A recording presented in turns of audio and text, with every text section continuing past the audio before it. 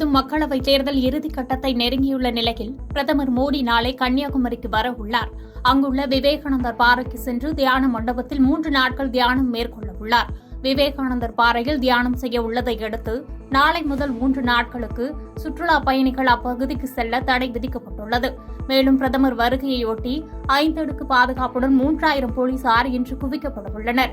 பிரதமர் வருகையை முன்னிட்டு கன்னியாகுமரியில் சுற்றுலா படகுகளின் இயக்கம் 30ஆம் தேதி முதல் 1ஆம் தேதி வரை 3 நாட்கள் ரத்து செய்யப்படுவதாக பூம்புகார் கப்பல் போக்குவரத்து கழகம் அறிவித்துள்ளது.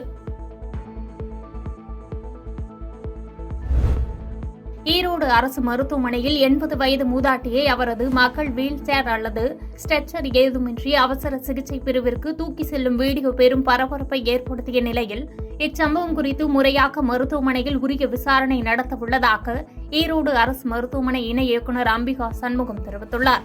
மேலும் இச்சம்பவம் குறித்து விளக்கம் அளிக்க மருத்துவமனை சூப்பரண்டு மற்றும் RMO ஆகிய இருவருக்கும் மெமோ வழங்கப்பட்டுள்ளதாகவும் இருவரும் கொடுத்த விளக்கத்தை மாவட்ட ஆட்சியருக்கு அனுப்ப உள்ளதாகவும் தெரிவித்தார். சென்னை அம்பத்தூரிலிருந்து மினி சுற்றுலா பேருந்தில் 3 குடும்பங்களைச் சேர்ந்த 13 பெண்கள் உட்பட 21 பேர் தருமபுரி மாவட்டம் ஒகேனக்கல்லுக்கு சுற்றுலா சென்று கொண்டிருந்தனர். கிருஷ்ணகிரி மாவட்டம் பர்கூர் அருகே உள்ள அரசு பொறியியல் கல்லூரியை கடந்து மினி பேருந்து இன்று காலை சென்று கொண்டிருந்தது. அப்போது பேருந்து நிலை தடுமாறி தேசிய நெடுஞ்சாலையின் மையப்பகுதியில் மோதி கவிழ்ந்தது. இந்த விபத்தில் பேருந்தில் பயணம் செய்த அனைவரும் காயமடைந்தனர். அருகில் இருந்தவர்கள் காயமடைந்தவர்களை மீட்டு கிருஷ்ணகிரி அரசு மருத்துவக் கல்லூரி மருத்துவமனைக்கு சிகிச்சைக்காக அனுப்பி வைத்தனர். கிருஷ்ணகிரி அரசு மருத்துவக் கல்லூரி மருத்துவமனையில் 16 பேர் உள்நோயாளியாக சிகிச்சை பெற்று வருகின்றனர். பேருந்து ஓட்டுநரான பெருங்களத்தூர் பகுதியைச் சேர்ந்த களிமுல்லா உறங்கியதே விபத்திற்கு காரணம் என போலீசார் தெரிவித்துள்ளனர்.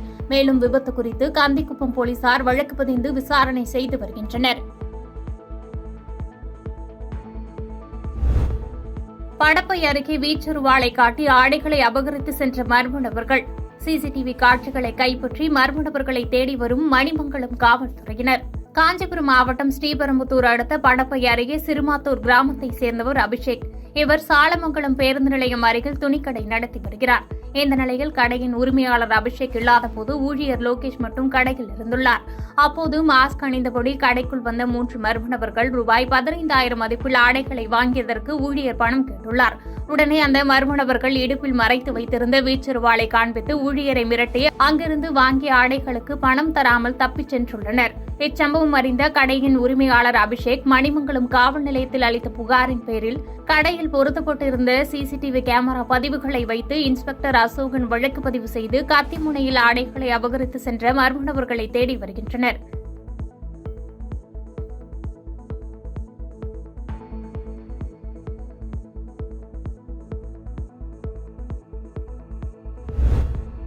மேய்ச்சலுக்கு சென்ற கோவில் காளை கிணற்றில் தவறி விழுந்த நிலையில் 3 மணி நேர போராட்டத்திற்கு பிறகு தீயணைப்புத் துறையினர் பொதுமக்கள் உதவியுடன் பத்திரமாக மீட்டனர்.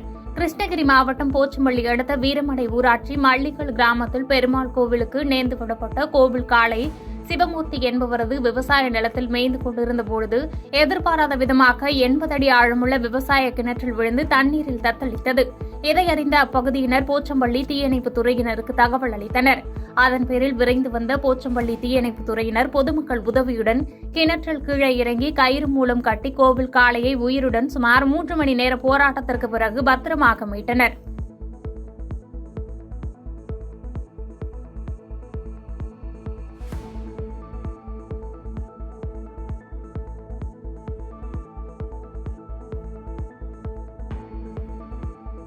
பாதகம் செய்பவரை கண்டால் நாம் பயங்கொள்ளலாகாது பாப்பா. மோதி மிதித்து விடு பாப்பா, அவர் முகத்தில் உமிழ்ந்து விடு பாப்பா.